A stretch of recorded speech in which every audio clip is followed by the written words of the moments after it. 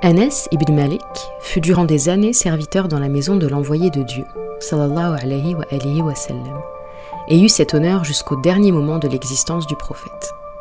Il connaissait mieux que quiconque son caractère et ses habitudes, et savait combien il était simple concernant son alimentation et ses vêtements, vivant sans cérémonie.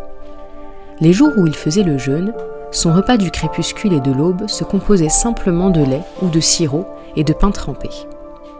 Ce repas simple était parfois préparé séparément pour le soir et pour l'aube, mais il se contentait parfois d'un seul repas et faisait ainsi le jeûne.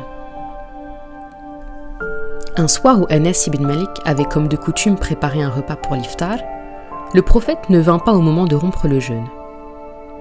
Il n'était toujours pas rentré à une heure tardive et Anas ibn Malik, persuadé que le prophète, acceptant une invitation pressante de compagnons, avait mangé l'iftar chez eux, mangea lui-même ce qu'il avait préparé. Or, le prophète ne tarda pas à rentrer. « Où a-t-il rompu le jeûne ce soir » demanda Anas à quelqu'un qui l'accompagnait. « Il n'a pas encore dîné, lui répondit-il.